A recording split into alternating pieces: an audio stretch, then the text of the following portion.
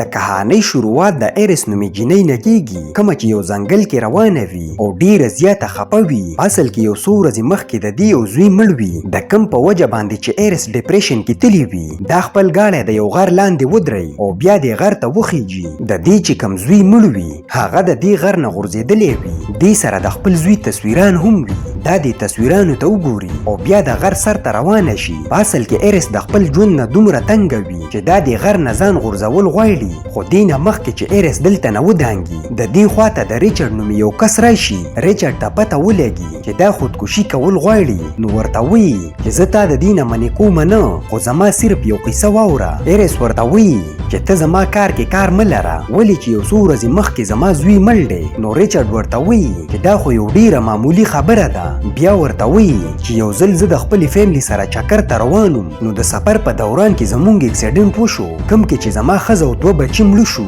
او زه یوازې پاتې شوم. د دې په اورېدو سره ایرس ته لږه تسلي میلاو شي او بیا خپل د خودکشۍ کولو پلان کینسل کړي او د ریچارډ سره لاندې راکوزه شي. ایرس چې خپل ګاډی کمزي کې ودرولی وي نو دې سره جام ریچارډ خپل ګاډی ودرولی وي. نو ایرس ته په ګاډي کې د کېناستلو لار نه وي. په دې ټیم کې ریچارډ راکوز شي ورته وایي چې زه ستا مدد کول غواړم. دې سره لاس کې یو چترۍ وي خو دا څه عامه چترۍ نه وي. دا یو الکترونیک ډیوایس دی د کوم په ذریعه باندې چې کرنټ لګېدی شي.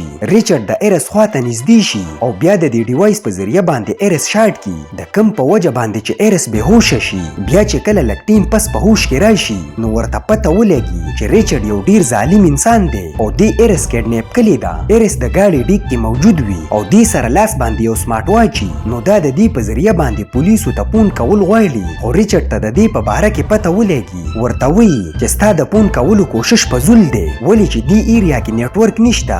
بیا ایرس خپل جب ته لاس دننه کړي او د جب نه یو چاقو راواخلي او د دې په ذریعه باندې ډیر په خاموشۍ سره خپل لاس کولاو کړي او بیا اچانک پر ریچارډ باندې حمله وکړي. ریچارډ خو د دې د چاقو نه ځان بچ کړي خو دې کې د ګاډي بیلنس خراب شي او دا د یو ونې سره وجنګېږي. دواړه د دې ګاډي نه لاندې وغورځېږي. ایرس سره چونکې اوس هم چاقو وي او ریچارډ ته وایي چې زما خواته نږدې نه شي. خو ریچارډ په خندا شي ورته وایي چې زه ستا خواته نږدې کېدل نه غواړم ولې چې تا ته ما یو قسم له انجکشن کړې ده او 20 منټه پس به ستا جسم پیرالایز شي یعنې ستا جسم به مکمل ودرېږي او حرکت به نشي کولی. د دې په اورېدو سره ایرس ډیره ګبراو شي او بیا دلته نه وتښتي. خو دې پسې شاته ریچارډ لګېدلی وي او ورته وایي چې دې ځنګل نه ته وتی نه شي ولې چې ډیر زر به ستا جسم کار پرېږدي او بیا به دې زه ونیسم. ریچارډ یو ډیر ظالم انسان وي. ایرس په خپل سمارټ واچ کې د 20 منټ ټیم سیټ کړي او بیا دلته نه منډه شروع کړي. لږ ټیم پس د ایرس په جسم باندې د انجکشن اثر شروع شي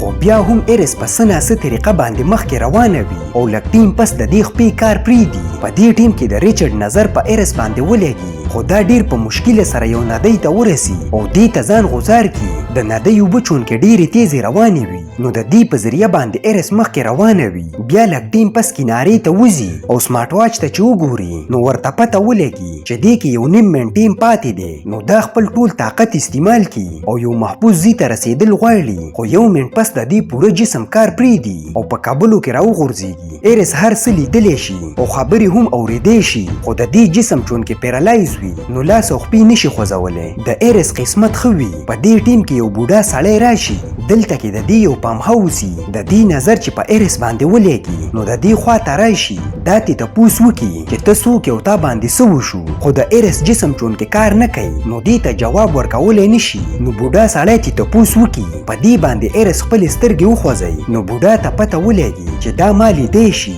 بیا ورته بوډا وایي چې آیا تا ته خو بچانه خطره نه وي. نو ایرس 2 ځل خپلې سترګې وخوځوي. بوډا ته پته ولګي چې د دې په مرګ پسې څوک لګېدلی دي. نو دی خپلې ټرالۍ ته واچوي او خپل پام هاوس ته یوسي.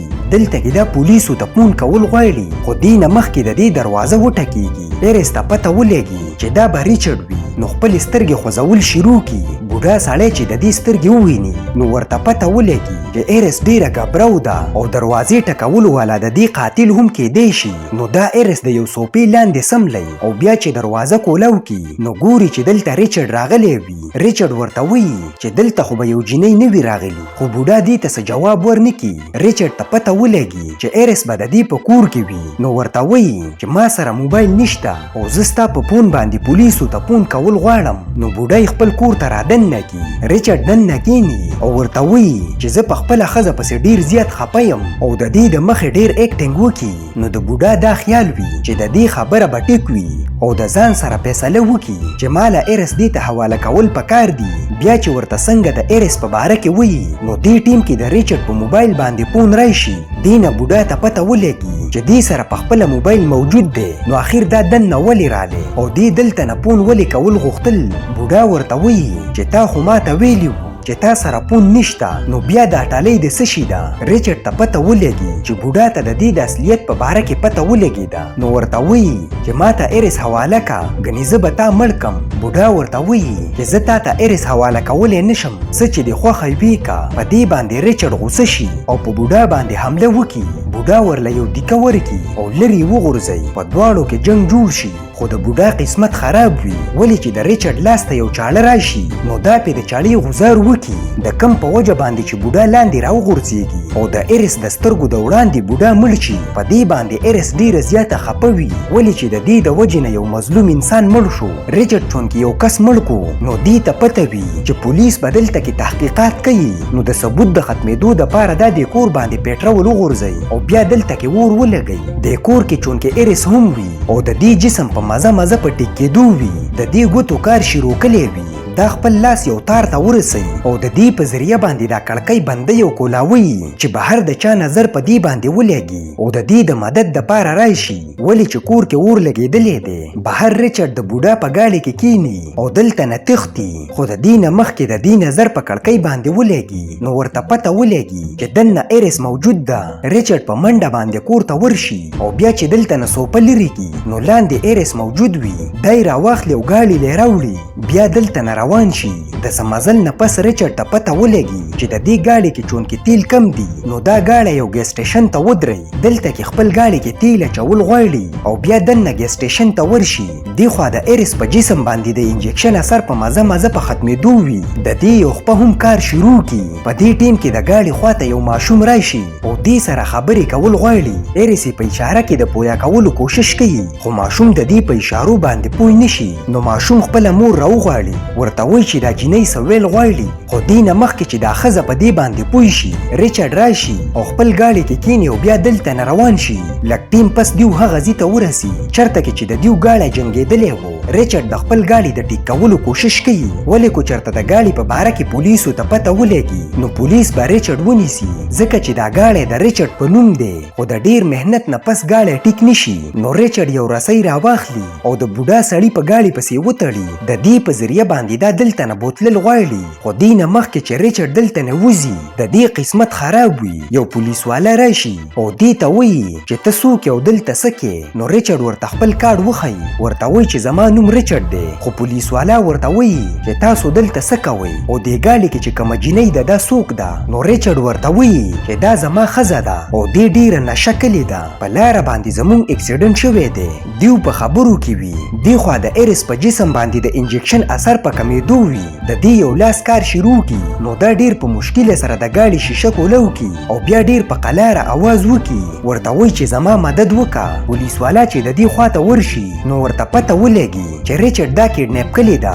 بیا چې څنګه خپلې تماچې ته لاس کی نو دې نه مخکې پې ریچارډ غوزار وکي او لاندې راوغورځوي. پولیس والا چونکې بېهوشه شي نو چتې کې خپل ګاډي کې کینئ بیا د ګاډي باندې پیټرول واچوي. دا چونکې ثبوت ختمول غواړي نو ګاډي ته اور ولګوي او په خپله باندې دلته نه روان شي. د ګاډي کې ایرس ته یو انجکشن میلاو شوی وي کم چې د ریچارډ وي.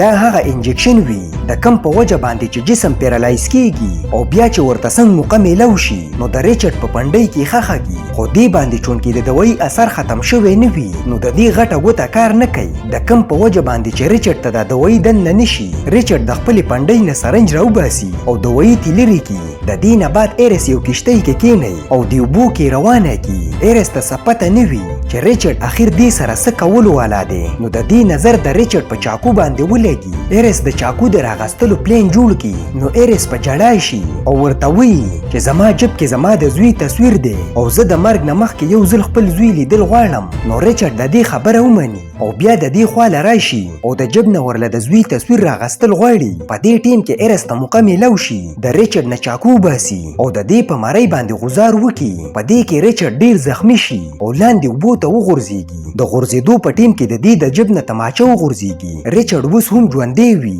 نو دا کښتۍ ته بره د راختلو کوشش کوي ایرس په څه ناسه طریقه باندې د تماچې ته ورسي او بیا چې تماچه راواخلي نو په ریچارډ باندې ډزې شروع کړي او بیا په یو ډز باندې ریچارډ ولګي او لاندې اوبو ته وغورځيږي د دې نه بعد ایرس ډیره خوشحاله وي خو د دې د خوشحالي د ډیر ټیمه پورې نه وي د ډزو په وجه باندې د کښتۍ کې سوري شوي وي د کم په ذریعه باندې چې دې ته اوبه رادن نشي د اوبه په مزه مزه دومره سیوا شي چې په لیک ټیم کې ایرس ډوبه شي د ایرس قسمت دومره ښه وي چې د اوبو په وجه باندې د دوایي اثر د دې د جسم نه مکمل ختم شي او بیا په لامبو باندې بره راوخیږي او په څه ناسه طریقه باندې د اوبو نه وځي د دې نه بعد د ایرس نظر په ریچارډ باندې ولګي کوم چې اوس هم ژوندی وي او کنارې ته ځان رسولی وي ایرس خواته ورشي د ریچارډ حالت ډیر خراب وي نو ایرس ورله شکریا ادا کړي ولې چې د ریچارډ په وجه باندې دې ته یو نوی ژوند میلاو شو په دې ځای باندې زموږ کهاني ختمیږي ویډیو مو خوښه شوې نو لایک یې کړئ او چینل ضرور سبسکرایب کړئ